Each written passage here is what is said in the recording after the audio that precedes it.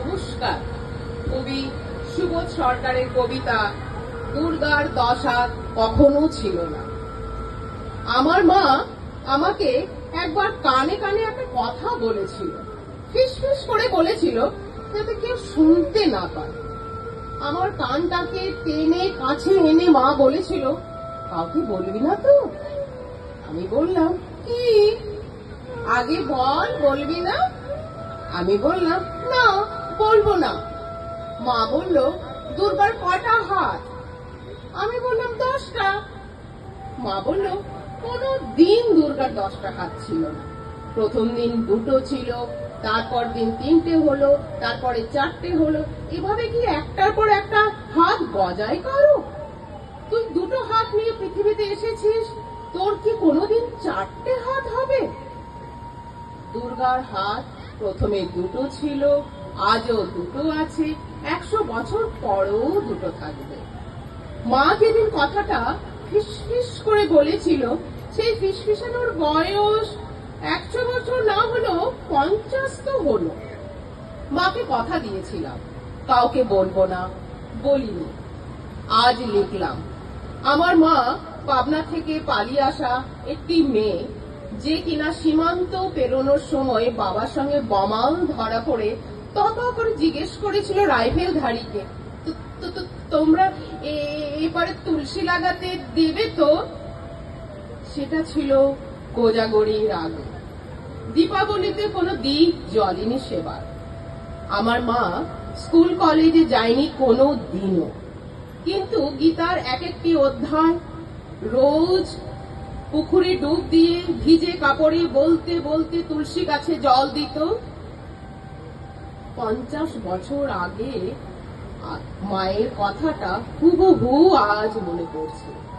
দুর্গা 10 হাত ছিল না কখনো, আজও নেই। ফিসফিস করে নয়, এসপ্ল্যানেডে দাঁড়িয়ে মাইকে বলতে ইচ্ছা করছে মায়ের কথাটা। দুর্গার 2টো হাত, তাকিয়ে দেখুন। 2টো হাত দিয়ে যে কাজ দুর্গা করেছিলেন, সেটা 10 হাত থাকলেও অনেকে পারবে না। এখানেই মেটাফরের জয়, রূপকের উদ্যাপন। যে মানুষটি কল্পনা করেছিল 10 হাতের, তিনি একজন বড় মাপের কবি, বাল্মীকির সমান। আমাদের পাড়ায় থাকতেন শিউলিদি। বউ হয়ে এসেছিলেন, কিন্তু সে বাড়িতে কোনো রোজগার নেই। বর পঙ্গু, পাড়ায় একটা চা বিস্কুটের দোকান দিলেন। সে টাকায় বাজার করতেন, ছেলেকে পড়াতেন, মারতে মারতে স্কুলে নিয়ে যেতেন, বরের ওষুধ কিনে আনতেন, শাশুড়িকে স্নান করাতেন।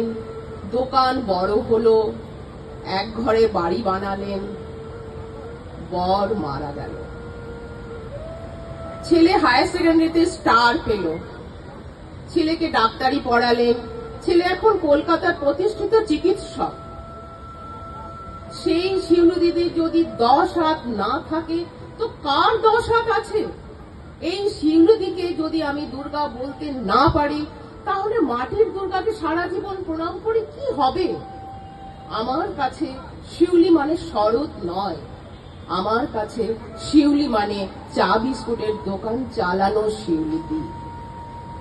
যে মেয়েটি কাঁখে ছেলে নিয়ে মাথায় 8টা ইট নিয়ে প্রমোটারে বাড়ি বানাচ্ছে, সে কি দুর্গা নয়?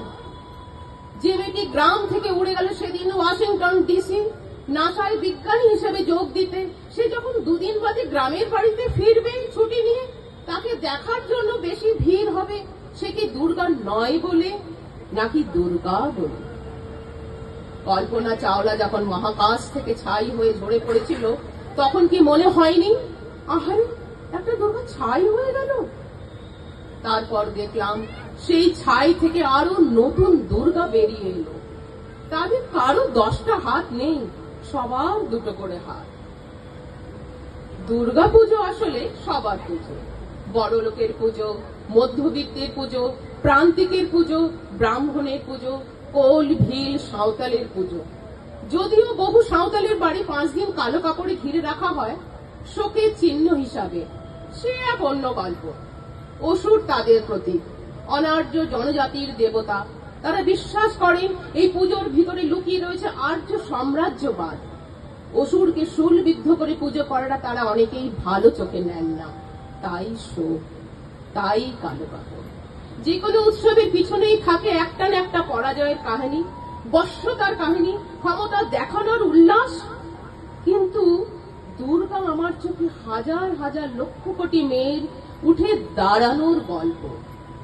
প্রতিটি মেয়ের মধ্যে একটি লুকানো দুর্গা আছে, প্রতিটি মেয়ের মধ্যে একটা লুকানো হাত আছে।